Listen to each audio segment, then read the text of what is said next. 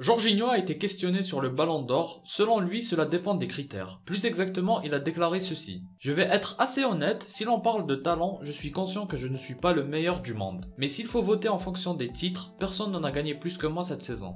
Salut tout le monde, j'espère que vous allez bien. Vous l'avez compris, aujourd'hui on va parler de Jorginho et de ses chances d'obtenir le Ballon d'Or 2021. Et la meilleure façon de connaître ses chances, c'est de l'opposer au favori ultime Messi alias la Pulga.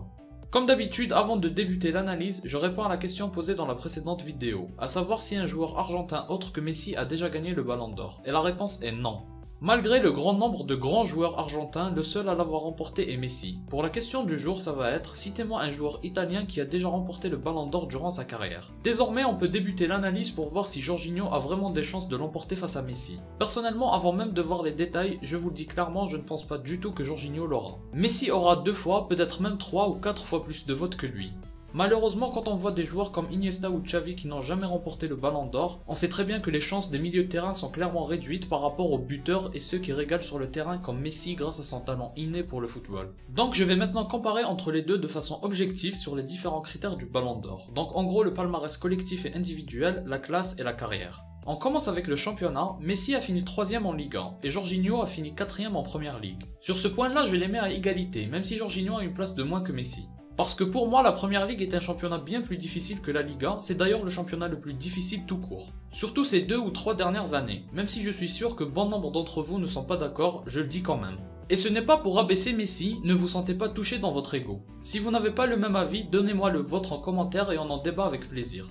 Mais Messi a l'avantage dans le championnat sur l'aspect individuel, puisqu'il a fini 26 fois homme du match il me semble. Et surtout meilleur buteur et meilleur joueur de la Liga. Là où Jorginho ne fait même pas l'unanimité dans son propre club, par exemple je pense que Kanté est clairement supérieur mais c'est difficile en tout cas pour un milieu de terrain de faire les mêmes stats que Messi. On continue avec les coupes. Messi a gagné la Coupe d'Espagne et il a été éliminé en finale de la Coupe de la Ligue. Jorginho lui a perdu la finale face à Leicester et il a été éliminé dès les 8ème en Coupe de la Ligue. Ce point là va pour Messi, il n'y a aucun débat. Et on continue avec la Champions League. Jorginho l'a gagné en étant titulaire sur tous les matchs. C'est l'un des hommes forts de Tuchel qui lui a permis de remporter ce trophée si difficile à gagner.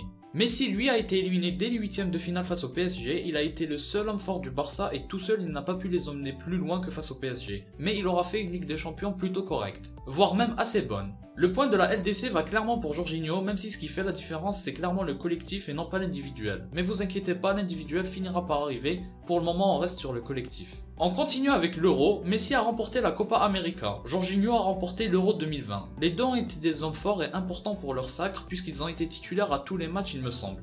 La différence est que Messi a fini meilleur buteur, meilleur passeur et meilleur joueur. Donc malgré que je pense que l'Euro est plus prestigieux et difficile que la Copa, je donne quand même ce point là à Messi.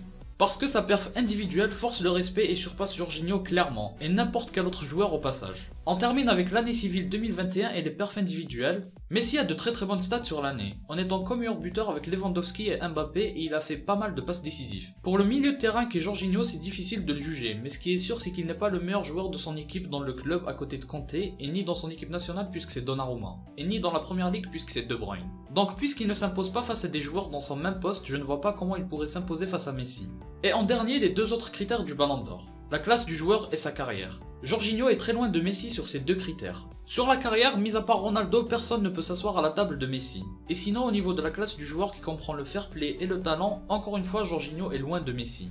Donc pour ces 2 critères qui sont au même niveau que les perfs individuels et collectifs, Messi le surclasse. Donc pour mon bilan final, je suis d'accord avec Jorginho. Si les critères avaient été les trophées remportés par le joueur, là il aurait été un sérieux adversaire pour Messi. Mais on est tous conscients que ce n'est pas ce critère là qui compte pour les journalistes qui votent. C'est souvent des joueurs qui les font rêver comme Messi tout au long de l'année. En plus, Jorginho sur la finale de l'Euro, il a raté son penalty alors que jusqu'à là il donnait l'impression à tout le monde qu'il était le meilleur sur cet exercice là. Et donc ça fait un moment de référence négatif pour lui et c'est bien dommage. Donc de façon générale, tant que ce qui est pris en compte pour gagner le Ballon d'Or reste toujours le même que les années précédentes, des joueurs comme Jorginho n'auront quasiment aucune chance. Et donc sur cette année, je pense pas du tout qu'il prendra la première place à Messi. Je trouve ça vraiment dommage que ce genre de trophée ne récompense pas des joueurs de l'ombre comme les milieux de terrain. C'est le poste le plus difficile parce que tu dois être concentré et impliqué tout le long du match. Sur les phases défensives, tu dois être présent avec ta défense et sur les phases offensives, tu dois garder la concentration pour donner les meilleurs ballons aux attaquants. Tout ce travail invisible qui n'est pas récompensé, ça doit pas faire plaisir au milieu de terrain. Donc c'est un poste vraiment difficile et même mentalement parce que t'as l'impression qu'on te reconnaît pas à ta juste valeur. Alors que les autres postes, la défense comme l'attaque, quand le ballon est en possession de l'adversaire, les attaquants marchent et à l'inverse, les défenseurs eux n'ont rien à faire sur une phase d'attaque. En tout cas, pour répondre à la question est-ce que Jorginho est un adversaire crédible pour Messi cette année au Ballon d'Or, franchement je pense pas qu'il ait la moindre chance et je pense même qu'il ne sera même pas dans le top 5 malheureusement. Voilà pour mon avis sur Jorginho au Ballon d'Or 2021 et ses chances face à Messi. J'espère que la vidéo vous a plu. Si c'est le cas, laissez un like et abonnez-vous, ça m'aide énormément. Suivez-moi sur les réseaux en description. Moi je vous dis à la prochaine, portez-vous bien.